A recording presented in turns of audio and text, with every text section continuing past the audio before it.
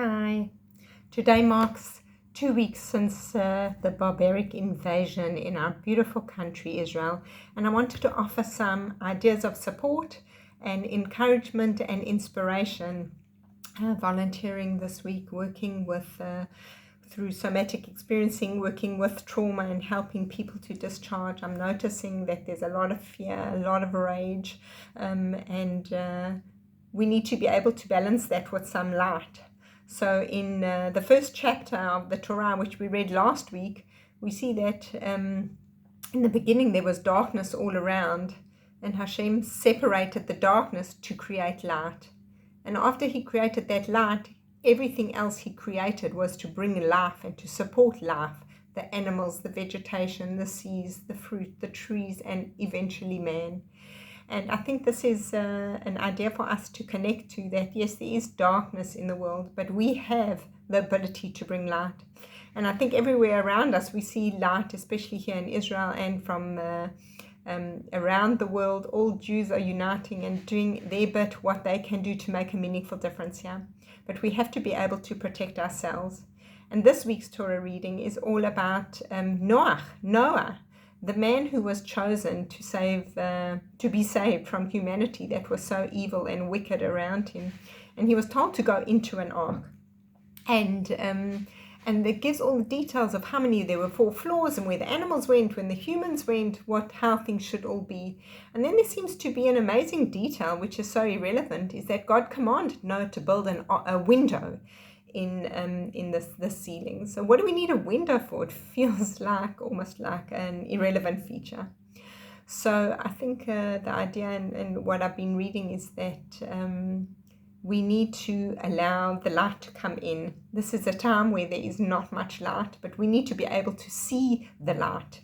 And Noah himself was told to go into an ark. It's dangerous outside, and go into an ark. And I think from this the message is, and I heard this from one of my meditation teachers, is that each of us need to go into an ark as well. So much we're doing for people outside, but we need to be able to do for ourselves as well. We need to be able to take care of ourselves. Look where our own personal boundaries have been invaded by videos and social media and fear and panic out there. We need to be able to protect our boundaries as well. And so this is how Noah was able to protect himself, to preserve life, was to go into the ark. And this ark also had no oars. It wasn't for Noah to go inside and start rowing to escape the flood. There were no oars. That was going to be directed and navigated divinely. And maybe this is also some inspiration for us, that we have no clue. This is not over. This is still scary. There is so much uncertainty and unknown in the country, of the hostages, of those missing. And what we're looking for now is, can we find the window? Can we allow the light to come in? And this was the message from God. Even when Noah sent out the raven and then later the dove, he did it from the window. This is where all hope comes from, that window. So we need to be able to find for ourselves, what is that window? How can we let the light in? How can we protect ourselves from being bombarded by, I'm just seeing, the more people are connected to watching violent videos, the more violent they are feeling inside, more terrorized they are feeling inside. So we need to be able to say, this is actually not giving me a sense of control. It's giving us more a sense of panic and extra fear. And how can we stop that?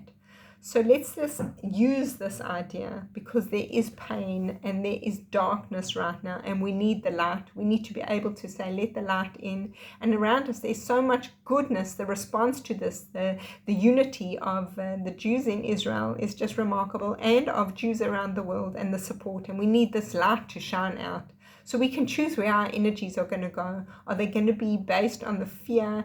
Because then we let Hamas win. We let them keep terrorizing us, and through our own phones, through our own devices. Another one of my meditation teachers would say, if we are meditating and we get thoughts that are unwanted, what do? Do we go in and do we travel with those thoughts, or do we say, no, I'm not getting in that? And he said, if a car would drive up on the side of the road and open their door and there's terrorists sitting inside and they say, do you want a lift? We would certainly not get in. And this is what is happening. It's coming to us through the media. And maybe it's a time to respond and say, I need to get into the ark. it's not helping me to see these graphic images and to feel more and more terrorized and to feel the pain.